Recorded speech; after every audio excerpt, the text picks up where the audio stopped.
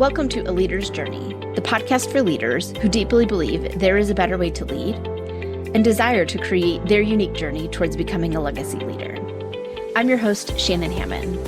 Over the last 20 years as a corporate leader and leadership performance coach, I've learned that many leaders believe there is a predefined path they have to follow and struggle leaning into their unique gifts that will create lasting impact and fulfillment. They end up feeling stuck, unhappy, and unfulfilled in the day-to-day of their role, and are challenged with why, since they have experienced success in their career and in life. I'm here to help leaders think through their leadership journey, learn how to ask themselves better questions, and learn the formula to create their leadership journey by design. If you are ready to design your unique leadership journey, lead with confidence, and love the teams you lead, then you are in the right place. Let's do this.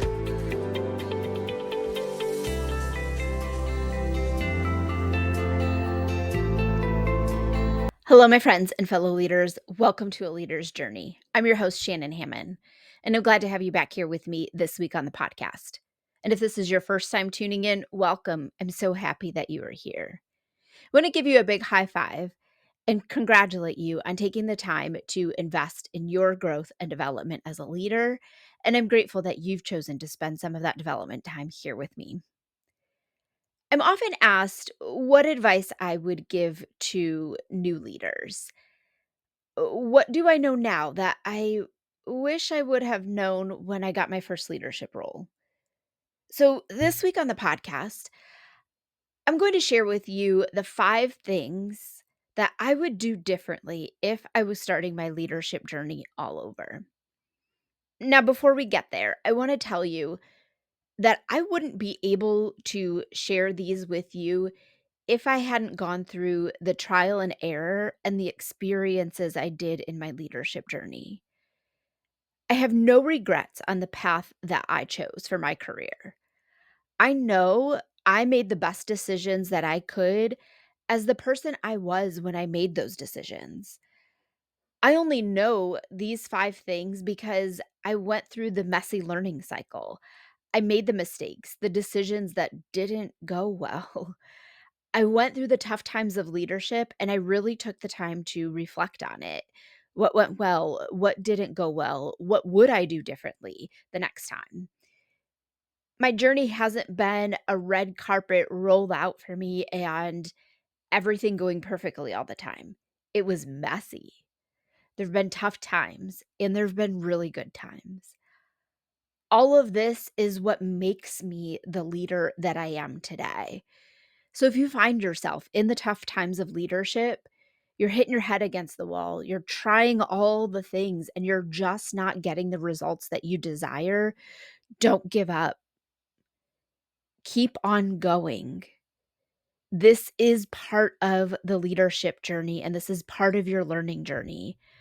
Learn from others who have been where you are. And I promise you that someone has had the situation that you've had. They've been there. They have some advice and guidance that they can share with you. You're not doing leadership alone. So lean on your mentors, your peers, your coaches, your leaders, and know that wherever it is that you are in your leadership journey, things are going to continue to evolve. You are going to continue to get stronger. So just don't get discouraged by all of it. You will get through this and you will be a better, stronger leader because of it. Maybe take one of the 5 things that I'm going to share with you today and implement it immediately. It's very likely that wherever you are in your leadership journey, one or more of the 5 things will be what you need to focus on. So again, don't get discouraged. Even if things are going extremely well for you right now and you feel like you're on this leadership high, probably deep down inside, you want to make sure that you stay there. You know that you have a desire to be able to lead better, to do more. Take that time. And if you continually invest in your development as a leader, you're continuously learning, you're asking for help, you're being open to coaching, you are going to look back on all of these moments and be grateful for them. They will be part of what defines and creates your leadership journey. You'll be able to look back and see the growth and the progress that you have made, and you will be proud of how far you've come. Now, I want to get into sharing the 5 things, but again, I want to reiterate I only know these things because of all of the experiences that I've had. So don't undersell your experiences. All right, let's dive in. And I'm going to share with you the 5 things that I wish someone had told me or that I had known at the beginning of my leadership journey. So, the first one is studying human design. You've heard me talk about human design before here on the podcast. It is something that I have been studying for about the last year and a half and with my coach. And through that studies, it has been able to show me and it can show you on a deep level, learning and understanding how you're meant to work, what your true strengths are, what your fears are, and it allows you to really get to know you. I know it has allowed me to get to see me and know myself on a whole other level. You can take all of the assessments in business, and I've done many of them, and you are going to learn things about yourself. So I'm not going to tell you that the assessments that you're doing now are not valuable to you because I do believe that they are.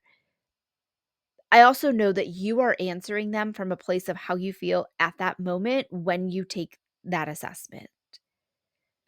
What studying human design is going to give you is it's going to tell you that no matter how you are feeling, this is who you are.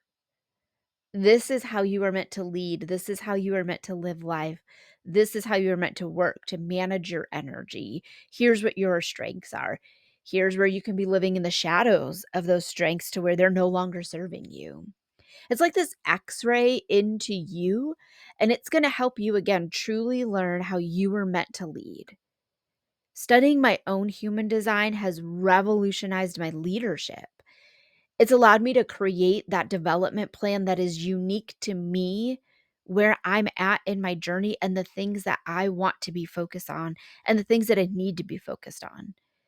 It's not that cookie cutter development plan that is given to everyone and doesn't get you the growth that you are seeking. It's unique and customized and personalized to me, so I know that I can confidently say I'm always working on the right things. And I wish that's something I would have had at the beginning of my leadership journey because I would have seen so many parts of myself completely different. Now, again, I'm grateful for those experiences. Yet again, if I was starting over, that would be one of the first places that I would start. All right, the second thing that I would do differently if I was starting over is I would hire a coach right from the start. I would do it before I even got into a leadership role. Specifically, I would be hiring a coach that is outside of my organization because that is going to give you the different perspectives on leading that you need. Having a mentor inside your organization, it is important. They will help you learn the ropes of your organization. They're going to help you navigate um, the hierarchy, if you will, or the different policies and procedures. And here's how leadership is built. They'll help connect you and network you with other people in the organization that you need to know. You also need outside perspectives. Someone that isn't going to be in the emotions of your business and organization, that somebody who has different priorities in business than you do. That person, they're gonna have no need to toe the company line, and they will always be able to give you a more honest, open, and perspective and ask you better questions. Because again, they don't have that tied to your organization, so they're gonna look at things much more objectively than somebody within your organization is going to. I will tell you that a coach has helped me be able to advance my development and has been my accountability partner to assure that I'm aligning my goals and my development plan again to truly what I need to work on. Hiring a coach has helped me manage my mindset, it's helped me create awareness, and it's helped me shift my thoughts. Those are things that no mentor within my organization has been able to do for me. Now, back on episode 39, I did a deeper dive on why I believe every leader needs to have a coach. So I will link that episode within the show notes. So take a listen because that will go into much more details again on why I believe every leader needs to hire a coach. A coach is single-handedly the best financial investment that I have made in my development.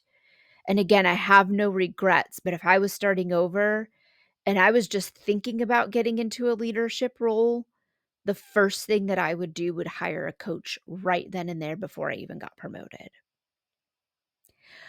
All right, the third thing that I would do if I was starting over, I would be very discerning about the leadership roles that I pursued and that I choose. You don't have to interview for every leadership role that's out there in your organization.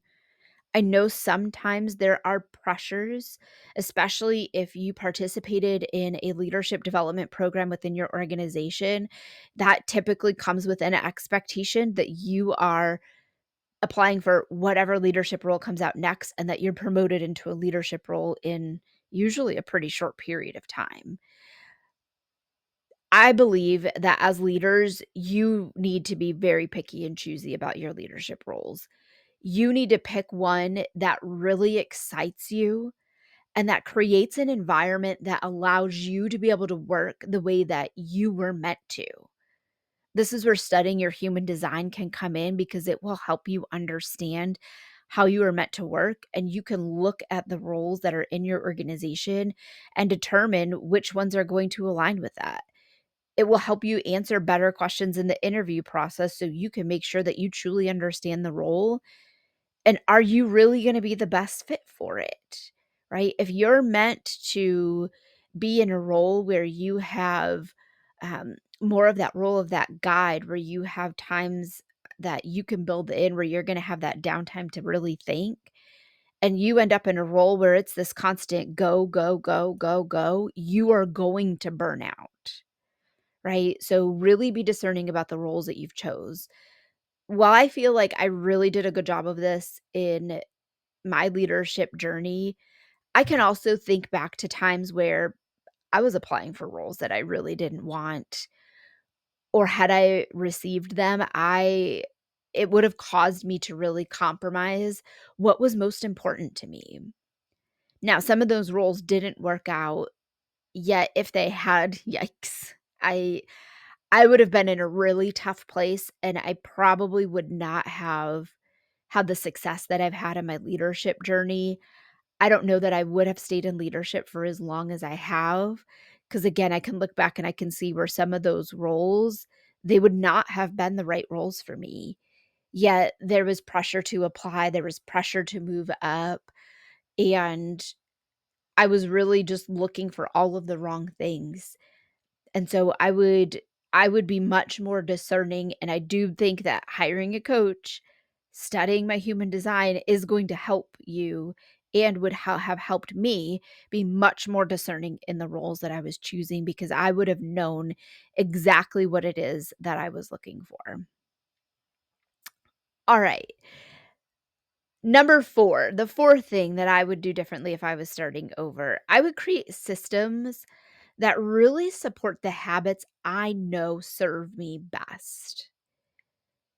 You will get invited to all the meetings. It's seriously meeting overload when you're in a leadership role, and you more than likely don't need to be in all of them. So, one of the habits I would really focus on is taking ownership of my calendar and not letting others just dump things on there. When I got started in leadership, I thought I had to be in all the meetings because I was still learning and I didn't wanna miss out on anything. You don't need to know it all. You have to be discerning about where you put your focus and focus on those foundational items early in your leadership role. That will help you then know the meetings that you should be in and you shouldn't be in. And you can learn all of those add-ons once you kind of get your bearings and your foundation set. So really taking ownership of your calendar, that is a key habit. I know when I started doing that, It allowed me to really make sure that I was in the right places, doing the right things, being focused on the right things, and it drove higher performance in myself and in my team, and I got much better results. I would also very early on build a note-taking system that allows me to stay organized, on task, and have everything in a place that was simple and easy to find when I needed it.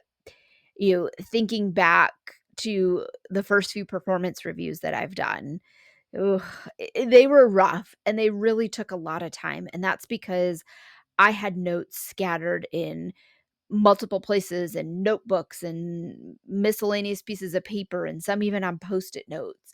It really just took a lot of time to assemble that all together, and when I was sitting down doing them, I had to go back through a year's worth of notes. Now I have everything set up in a OneNote system. I have templates that I use, and so I have built into my calendar dedicated time to every single week make my performance review notes for myself and for my team. And it has completely simplified my performance review process. Again, I have another episode where I go deeper into that. So I'll link that one in the show notes for you as well. And you can learn about my entire performance review system. Note-taking system, though, it isn't just for performance reviews, that's just one example. It needs to be for all of the different meetings that you're in, whether they're different leadership meetings, project meetings, one-to-one meetings. You're gonna have different projects that you're on, you're gonna have different issues that come up, there's gonna be different conversations and things that you are involved in, and you need to have an organized system that's gonna help you keep all of that together. Again, early in my leadership, I really didn't have that, and again, I had to work through it and work through some trial and error to find out what really was going to work for me. Yet once I have that groove of that system, it has made everything so much easier for me. Another habit that I would really focus on, it would also include my mental and my physical health. I early on didn't build a schedule or a system that allowed me to stay on track with my fitness and nutrition routines.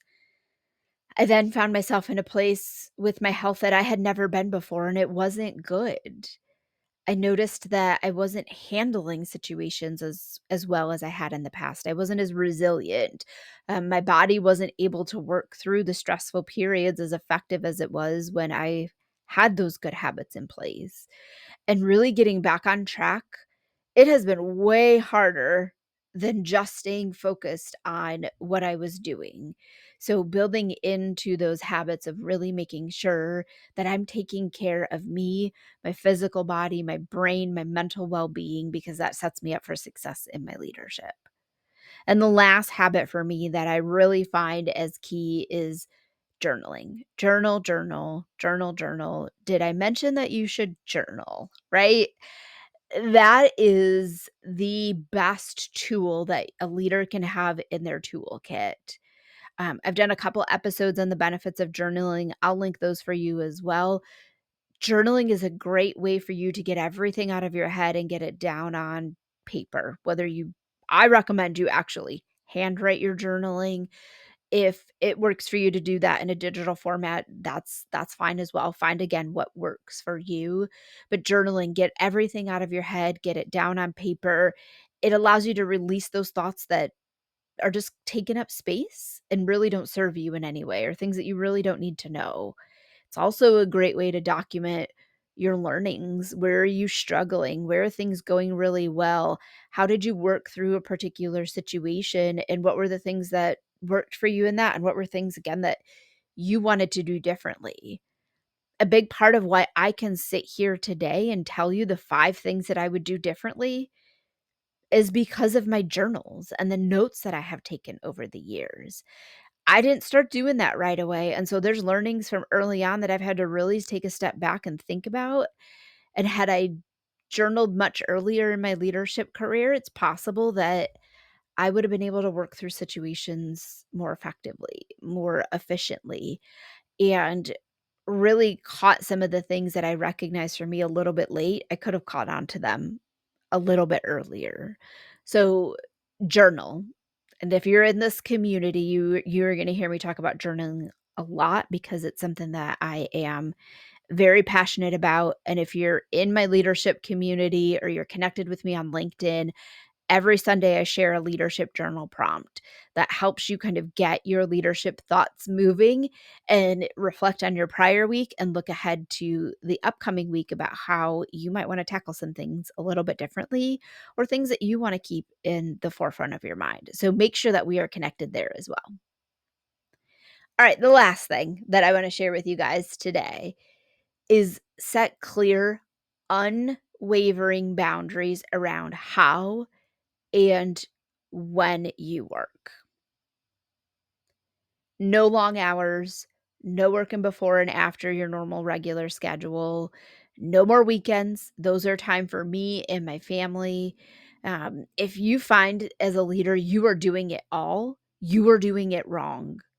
You have a team, they have a job, and you need to make sure that you're letting them do that job. You, as the leader, also have a job to do, and it's not to do everything. You have set responsibilities, yes, that are yours that you need to do. Being a leader means that you also get things done through others. So you can't take it all on. Early in my leadership, I was working weekends, I was working early mornings, I was working evenings. I was never shutting off work, and it really took a toll on me, and I missed out on some things that I should have been much more present for in my personal life, and it's because I didn't have those really clear, unwavering boundaries. Part of that is saying no more often. Leaders, especially when you're new, you are eager to learn and grow and get involved, which then you take on too many things or things just get dumped on you because they're like, oh, so and so can take it. Then you're not really learning or growing. You're just going through the motions and doing. And while, yes, you learn a lot through action, you also have to make sure that you're taking the right actions and not just taking actions, right? We always hear people talk about, well, being busy isn't a badge of honor, right? You can be really busy and doing a lot of things, yet you could also be doing all the wrong things. And so then you're not being effective as a leader. So you have to really exercise and say no way more often than you do today. Your office door also doesn't have to always be open. And I mean that literally and figuratively, right? Whether you're in the physical office or you're available to your team remotely, the open door policy that is setting poor boundaries, and it is telling your team that your time is not valuable. You'll have critical strategic business initiatives that you need to focus on as a leader. And if you are constantly getting interrupted and spattered throughout the day with questions, you're never going to get those things done. Your team needs to know that you are going to need focus time to work on those initiatives, just like they are going to need focus time to work on initiatives that are important and critical for them in their role. Yes, I do think that leaders have to be approachable. Your team needs to know that they can come to you with anything that they have, yet they also need to know how and when it's appropriate to do so, right? Again, if you're constantly getting interrupted, this is it start, stop, start, stop, start, stop, and you never actually get anything done. You're just chipping away at a lot of little things that really aren't going to be effective for you. All right. I hope that that was helpful. Now, those are the 5 things that if I was starting my leadership journey over that I would do differently. So I'm curious, did any of those resonate with you? Is there maybe one in particular that you want to focus on? Perhaps you thought of something that you would do differently as you're looking back over your leadership journey. So jump down in the comments and share your experiences with me. I'd really love to know what is coming up for you and what you are going to focus on and how I can support you. Sharing this as a community is how we also help each other learn and grow. And I hope that you have found this valuable and that you found some things that you might be able to look at differently in your leadership journey. I want to leave you with this.